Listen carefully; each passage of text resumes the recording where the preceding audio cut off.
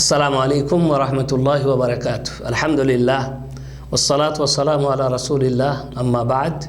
আউযু বিল্লাহি মিনাশ শাইতানির রাজিম। বিসমিল্লাহির রহমানির রহিম। সুপ্রিয় দর্শক, আমাদের আজ ২৬তম পর্ব, আর এটাই হচ্ছে আমাদের শেষ পর্ব। আর এবছরকার যে বিষয় আমরা শুরু করেছিলাম সেই বিষয়ের এবছরকার এটাই হচ্ছে শেষ পর্ব। এটা নতুন কোনো বিষয় নয়। আমরা যে আলোচনা করতে আসছিলাম পূর্বে, প্রাকৃতিকগত ওষুধ সম্পর্কে রাসূল কারীম সাল্লাল্লাহু আলাইহি ওয়াসাল্লাম যে দিক দর্শন দিয়েছেন তার আরও কিছু কথা বাকি আছে, সেটা আমরা আজকে পূরণ করে নিব ইনশাআল্লাহ তাআলা। রাসূল কারীম সাল্লাল্লাহু আলাইহি ওয়াসাল্লাম বলেছেন বাইহাকির হাদিসে, মান তাসাব্বাহা বিসাব'i তামারাতিন মিন তামারিল আলিয়া লাম ইয়াদুররুহু যালিকাল ইয়াওম সুম্মুন ওয়ালা সিহরুন। যে ব্যক্তি প্রত্যেক দিন সকালে 7টি করে আজওয়া খেজুর খাবে, তাকে কোনো বিষ বা জাদু কোনো ক্ষতি করতে পারবে না। 7টি করে খেজুর যদি খেয়ে নেয় তাহলে কোনো বিষ বা কোনো জাদু তার কোনো ক্ষতি করতে পারবে না, বলেছেন রাসূল কারীম সাল্লাল্লাহু আলাইহি ওয়াসাল্লাম। অনুরূপ তিরমিজি এবং ইবনে মাজার হাদিসে আল্লাহর রাসূল সাল্লাল্লাহু আলাইহি ওয়াসাল্লাম বলেছেন, লা তুকরিহু মারদাকুম আলা তাআমি ওয়াশ শারাবি ফা ইন্নাল্লাহা ইউতঈমুহু ওয়া ইউসকিহি। তোমরা অসুস্থ ব্যক্তিদেরকে বাধ্য করো না খেতে পারছে না, জোর করে করে খাওয়াবে, এরকম করো না। তাদেরকে ছেড়ে দাও, তারা এখন খেতে পারছে না, তাদেরকে ছেড়ে দাও। কারণ মহান আল্লাহ রাব্বুল আলামিন তাদেরকে খাওয়ান এবং তাদেরকে পান করান। কথাটার অর্থ ঠিক এইরকম যে মানুষ খেতে পারছে না আর খাবার তার যাচ্ছে না, জোর করে কী করে খাওয়াবেন? ছেড়ে দেন। আল্লাহ যতদিন চাইবেন ওই লোকটা ততদিন দুনিয়াতে থাকবে, আল্লাহ রাব্বুল আলামিন তাকে খাওয়াবেন, আল্লাহ রাব্বুল আলামিন তাকে পান করাবেন, বা তাকে খাওয়ান এবং আল্লাহ রাব্বুল আলামিন তাকে পান করান। তাই বললেন জোর জবরদস্তি তোমরা করো না। অনুরূপভাবে রাসূল কারীম সাল্লাল্লাহু আলাইহি সাল্লাম সুহাইব রাদিয়াল্লাহু তাআলা আনহুকে বললেন যে তুমি খেজুর খেও না, কারণ তার চোখের সমস্যা ছিল। আলী রাদিয়াল্লাহু তাআলা আনহুকেও বলেছিলেন, খেজুর খেতে নিষেধ করেছিলেন চোখের সমস্যার কারণে। চোখে বা চোখ উঠেছিল, চোখের কোনো কারণে আল্লাহ রাসূল সাল্লাল্লাহু আলাইহি সাল্লাম খেজুর খেতে নিষেধ করেছিলেন। তাহলে বুঝতে পারা গেল যে কোনো ব্যাপার আছে, চোখ উঠলে বা চোখের সমস্যা হলে খেজুর ক্ষতিকর হয়। রাসূল কারীম সাল্লাল্লাহু আলাইহি সাল্লাম তাই খেজুর খেতে নিষেধ করেছিলেন। অনুরূপভাবে রাসূল কারীম সাল্লাল্লাহু আলাইহি সাল্লাম নির্দেশ দিয়েছেন, এই হাদিস বুখারী শরীফের হাদিস, ইদা ওয়াকাআদ দুবাবু ফি ইনাই আহাদিকুম ফামকুলুহু ফাইন্না ফি আহদি জানাহাইহি দাউন ওয়া ফিল আখার শিফা। যদি তোমাদের কারো পাত্রে মাছি পড়ে যায়, তাহলে সেই মাছিটাকে ভালো করে ডুবিয়ে নাও, ডুবিয়ে তুলে ফেলে দাও, তারপরে সেটা পান করো। কারণ ওই মাছির একটা ডানাতে বিষ থাকে আর একটা ডানাতে ওই বিষের ওষুধ থাকে। অতএব যাতে বিষ আছে সেটা ডুবিয়ে দেয়, পুরো করে ডুবিয়ে দাও, তাহলে ওই বিষের ওষুধও তাতে মিশে যাবে, ওই বিষ কোনো ক্ষতি করবে না। রাসূল কারীম সাল্লাল্লাহু আলাইহি সাল্লাম আরও বলেছেন ঘরোয়া চিকিৎসা, আলাইকুম বিহাদিহিল হাব্বাতিস সাউদা ফাইন্না ফিহা শিফাউন মিন কুল্লি দাইন ইল্লা সাম। কালো জিরে, হাব্বাতুস সাউদা, কালো জিরে, তোমরা কালো জিরে ব্যবহার করো, কারণ এই কালো জিরের মধ্যে প্রত্যেক রোগের ওষুধ আছে। এই কালো জিরের মধ্যে প্রত্যেক রোগের ওষুধ আছে, শুধু একটা রোগ ছাড়া, সেটা হচ্ছে আল মাউত, মৃত্যু ছাড়া প্রত্যেক রোগের ওষুধ এই কালো জিরের মধ্যে আছে। অতএব তোমরা এই কালো জিরে ব্যবহার করো। আর বললে রাসূল কারীম সাল্লাল্লাহু আলাইহি সাল্লাম ছোঁয়াচে রোগ সম্পর্কে, তোমরা ফিররা মিনাল মাজজুম কামা তাফিররু মিনাল আসাদ, বুখারী শরীফের হাদিস।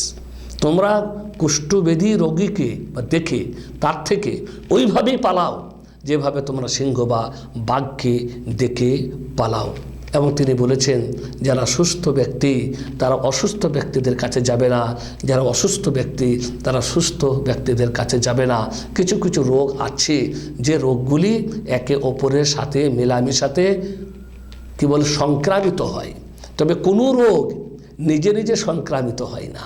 প্রত্যেকটা রোগ সংক্রামিত হয় আল্লাহ রাব্বুল আলামিনের নির্দেশে। তাই বলা হয় যে সংক্রামক ব্যাধি আছে, আবার সংক্রামক ব্যাধি নেই, মানে আল্লাহর অনুমতিক্রমে সংক্রামক ব্যাধি আছে। আল্লাহ না চাইলে কোনো রোগ নিজে নিজেই কারো কাছে চলে যেতে পারে না।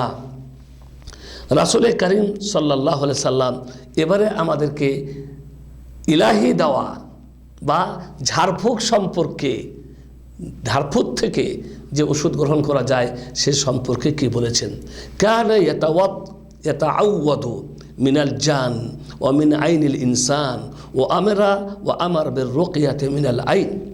রাসূল করিম সাল্লাল্লাহু আলাইহি সাল্লাম জিনদের থেকে আশ্রয় কামনা করার জন্য আল্লাহর কাছে তিনি নিজেকে ঝাড়ফুঁক করতেন, এবং নজরদোষ থেকে বাঁচার জন্য অনুরূপভাবে তিনি নির্দেশও দিয়েছেন যে তোমরা ঝাড়ফুঁক করবে নজরদোষ থেকে বাঁচার জন্য।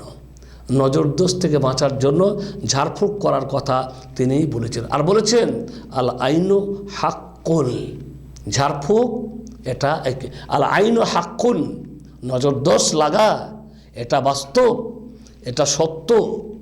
নজরদোষ লাগাটা সত্য। কোনো জিনিস যদি ভাগ্যকে অতিক্রম করতে পারতো তাহলে নজরদোষ অতিক্রম করে যেত, কিন্তু ভাগ্যকে কেউ অতিক্রম করে না, বাকি নজরদোষ লাগে। অতএব নজরদোষের থেকে বাঁচার জন্য চিকিৎসা হিসাবে ঝাড়ফুঁক গ্রহণ করবে। নজরদোষ লাগে কেমনভাবে? কোনো মানুষ যদি কোনো মানুষের কোনো ছেলে বাচ্চাকে দেখে বলে কত সুন্দর হয়েছে তোমার ছেলেটা, কি সুন্দর, কত ভালো লাগছে, আর সেই সাথে যদি মাশাআল্লাহ তাবারাকাল্লাহ ইত্যাদি শব্দগুলো ব্যবহার না করে তাহলে নজরদোষ লাগার সম্ভাবনা থাকে, কিংবা হিংসুটে নজর যাদের তাদের নজর লাগার সম্ভাবনা থাকে।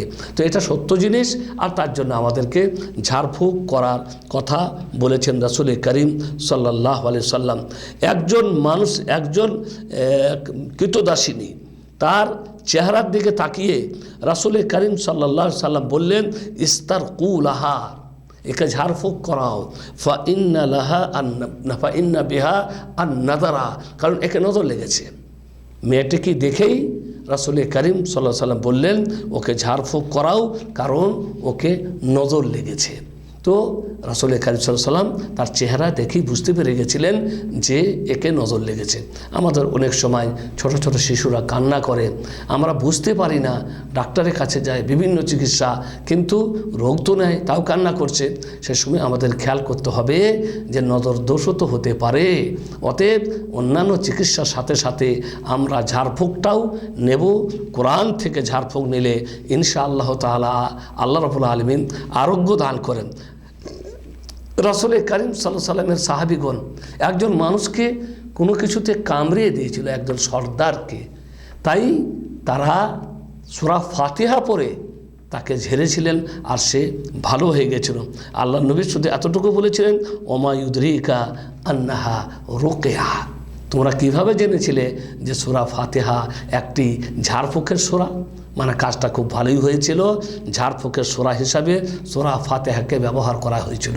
তাই কোনো কিছুতে কামড়ে দিলে বিষ হয়ে গেলে সূরা ফাতিহা একটা ঝাড়ফুঁকের সূরা, ওর নাম সূরাতুর রুকিয়া এবং সূরাতুশ শাফিয়াও বটে।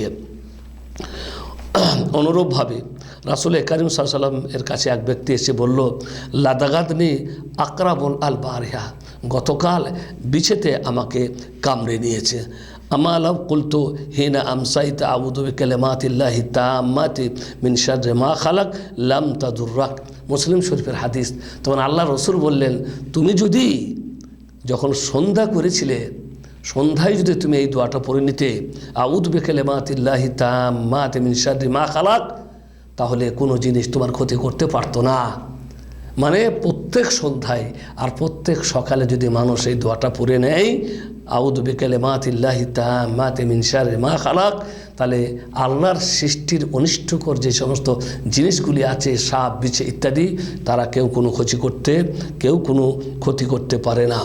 রাসূল করিম সাল্লাল্লাহু আলাইহি সাল্লামের কাছে কেউ এলো এবং তার আহত স্থান থেকে রক্ত ঝরছে, পুঁজ ঝরছে, তোমার রাসূল করিম সাল্লাল্লাহু আলাইহি সাল্লাম তার আঙুল দুটি সেখানে রেখে দিলেন। আঙুল দুটি রাখার পরে মাটি নিয়ে সেখানে লাগিয়ে দিলেন এবং বললেন, বিসমিল্লাহি তুরবাতু আরদেনা বেরিকিহি বাদেনা ইয়াশফি সাকিমুনা বিইذن রাব্বানা। আল্লাহ রাসূল সাল্লাল্লাহু আলাইহি ওয়াসাল্লাম হাত রেখে তার জন্য এই দোয়া করে দিলেন। মাটি নিয়ে এখান থেকে কি বোঝা যায়? এখান থেকে এটাই যে কোনো কিছুতে যদি আমরা ফুঁ দিই, যেমন পানিতে ফুঁ দিই, তেলে ফুঁ দিই, আল্লাহ নবী মাটি নিয়ে তাকে দিয়েছিলেন। তো মোট কথা হচ্ছে পানিতে ফুঁ দিয়ে বা তেল পড়া ইত্যাদি ব্যবহার করা, এগুলি আমাদের জন্য জায়েজ। রাসূল করিম সাল্লাল্লাহু আলাইহি সাল্লামের কাছে কেউ ব্যথার শিকায়ত করলো, অভিযোগ করলো, আমার ব্যথা হয়। তোমার রাসূল করিম সাল্লাল্লাহু আলাইহি সাল্লাম তাকে বলে দিল যে স্থানে ব্যথা হবে সেই স্থানটাই হাত রাখবে, সেই স্থানটাই হাত রাখার পরে 7 বার বলবে, আউযু বিইজ্জাতিল্লাহি ওয়া কুদরাতিহি মিন শাররি মা আজিদু ওয়া উহাদির। আউযু বিইজ্জাতিল্লাহি ওয়া কুদরাতিহি মিন শাররি মা আজিদু ওয়া উহাদির। 7 বার পড়বে, ইনশাআল্লাহ তাআলা আল্লাহর অনুমতি ক্রমে ব্যথা ভালো হয়ে যাবে। অনুরূপভাবে রাসূল করিম সাল্লাল্লাহু আলাইহি ওয়াসাল্লাম তার পরিবারের তার পরিবারের কোনো কারো উপরে হাত রাখতেন, ডান হাতটা রাখতেন। ব্যথা হয়েছে বা কিছু বা রোগ, সেই কারণে তিনি ডান হাতটা রাখতেন। ডান হাতটা রেখে বলতেন, আল্লাহুম্মা রাব্বান নাস আযহিবিল বাস ওয়াশফি আনতা শাফি লা শিফা ইল্লা শিফাউক শিফাআন লা ইউগাদিরু সাকামা। এই হচ্ছে দোয়া যা শিখিয়েছেন মুহাম্মদুর রাসূলুল্লাহ সাল্লাল্লাহু আলাইহি সাল্লাম। নিজের জন্য পড়বেন যখন অসুস্থ হবেন, আর কোনো অসুস্থ মানুষকে দেখতে গেলেও পড়বেন, আযহিবিল বাস রব্বান নাস ওয়াশফি আনতা শাফি লা শিফা ইল্লা শিফাউক শিফাআন লা ইউগাদিরু সাকামা। হে মানুষের প্রতিপালক, আমার রোগকে তুমি দূর করে দাও, আমাকে তুমি শাফা দাও, এমন আরোগ্য দাও যার পরে আর কোনো রোগ অবশিষ্ট থাকবে না। তো মোট কথা রাসূল করিম সাল্লাল্লাহু আলাইহি সাল্লাম এই সমস্ত দোয়াগুলি আমাদেরকে শিখিয়ে দিয়েছেন। অনুরূপভাবে আল্লাহ রাসূল সাল্লাল্লাহু আলাইহি সাল্লাম যখন কোনো অসুস্থ ব্যক্তিকে দেখতে গেছেন তখন বলেছেন, লা বাস তাহুর ইনশাআল্লাহ। এটা বুখারী শরীফের হাদিস। যখনই কোনো অসুস্থ ব্যক্তিকে দেখতে যাবেন তখন তাকে বলবেন, লা বাস তাহুর ইনশাআল্লাহ, চিন্তার কোনো কারণ নেই, আল্লাহ চাইলে এই রোগের কারণে তো তোমার গুনাহ খাতা মাফ হচ্ছে। এই থেকে আমাদের পর্ব শেষ হয়ে গেল এবছরকার মতন। ওয়া সাল্লাল্লাহু আলা নবিয়িনা মুহাম্মদ ওয়া আলা আলিহি ওয়া সাহবিহি আজমাইন।